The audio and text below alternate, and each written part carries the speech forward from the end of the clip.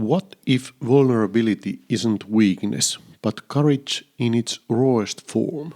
In episode 31 of the Emberhart podcast, season 2, we challenge the stories we've been told about openness, strength, and what it truly costs and gives to let yourself be seen.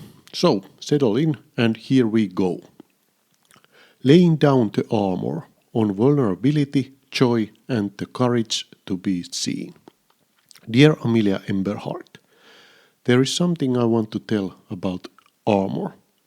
Not the kind you can see, but the kind we carry, quietly, habitually, so close to our skin that we forget it was ever a choice. In her book Daring Greatly, Brené Brown calls it the vulnerability armory. The shields we reach for when being seen feels too risky, too tender, too much. Vulnerability, after all, is a paradox.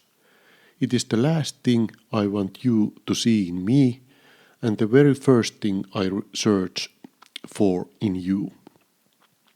We learn early how to protect ourselves from that discomfort. You can see it clearly in tweens, who have not yet learned subtlety. I do not care what those people think. The dance is stupid. Followed immediately by, can you find out what they are wearing? I hope I get to dance. The armor is obvious there. Later it becomes heavier and harder to detect. Masks, strategies, shields. They promise protection, but over time they suffocate us. Foreboding joy, waiting for the other shoe. One of the most heartbreaking shields is foreboding joy.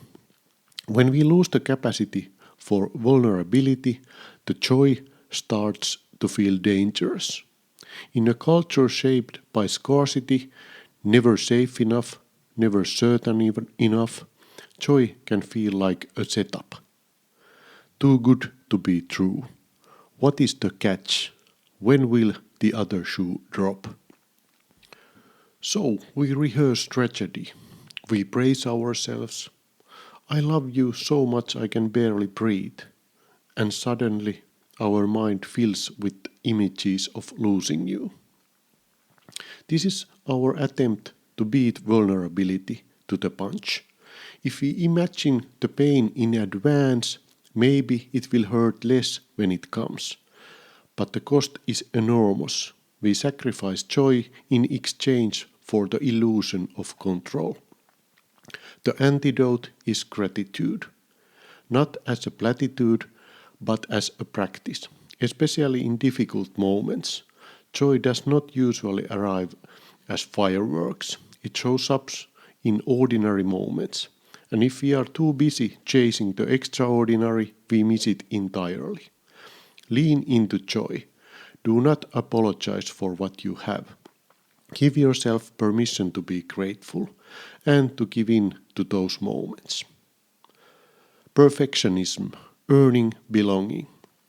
Another shield wears a respectable face, perfectionism. Perfectionism is not self-improvement. It is a defensive move. A belief that if we do everything flawlessly, we can avoid blame, judgment, and shame. At its core, perfectionism is about earning approval. Many perfectionists grew up praised for achievement and performance. The unspoken lesson was clear: I am what I accomplish. So the question becomes, what will they think? And that fear of failing keeps us out of the arena, the only place where courage, creativity, and connection actually happen. Numbing, taking edge off. Then there is numbing. Sometimes it looks like being crazy busy. Sometimes it is just taking the edge off. But the goal is the same: to dull anxiety, disconnection, discomfort, and shame. The problem is not that we feel deeply.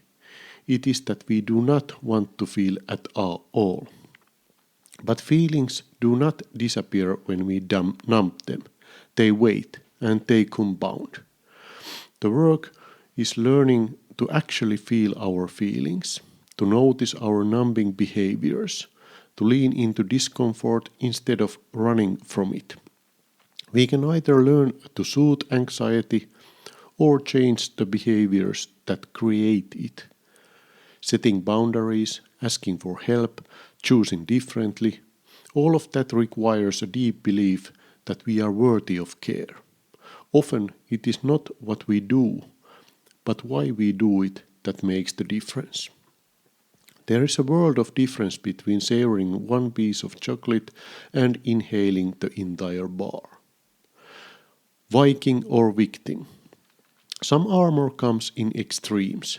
You are either a victim, always taken advantage of, unable to hold your own, or a Viking, convinced the world is out to get you, so you dominate, control, and never show weakness. Winners and losers, kill or be killed, leaders and followers.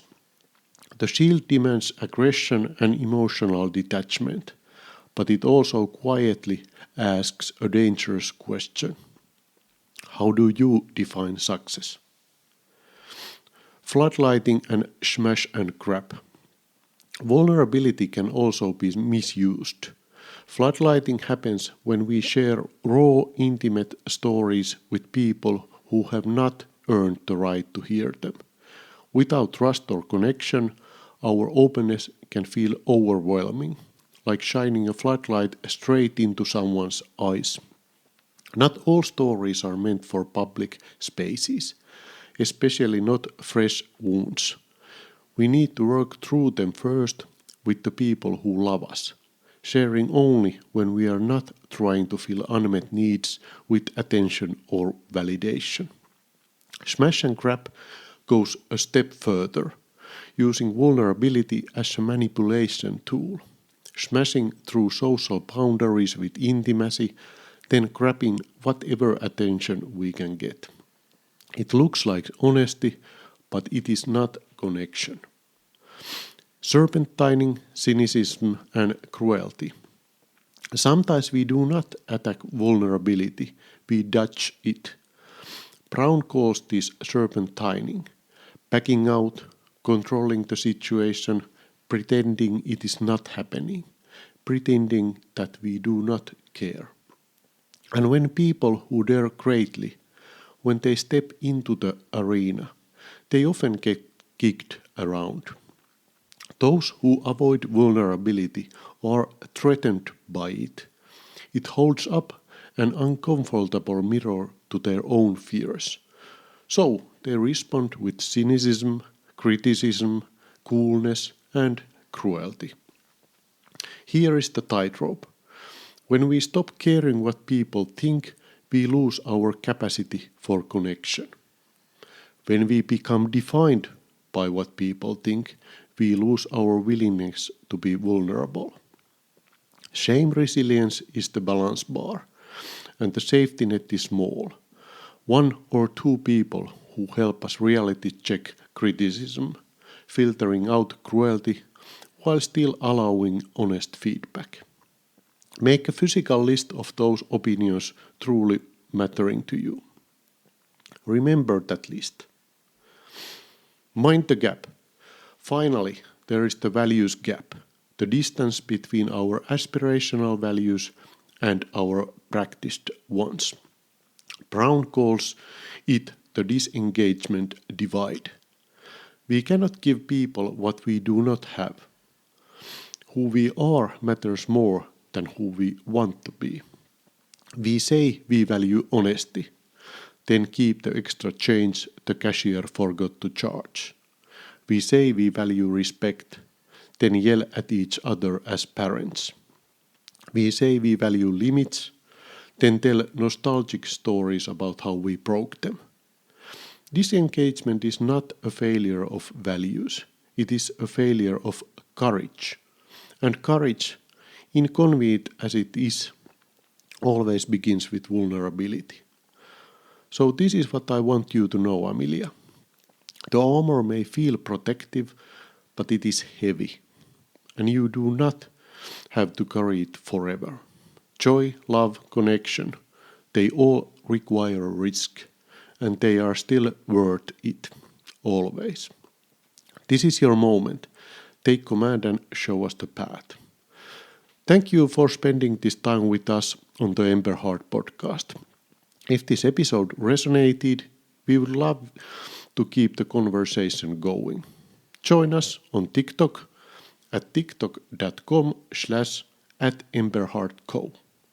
Until next time, take care and keep letting yourself be seen.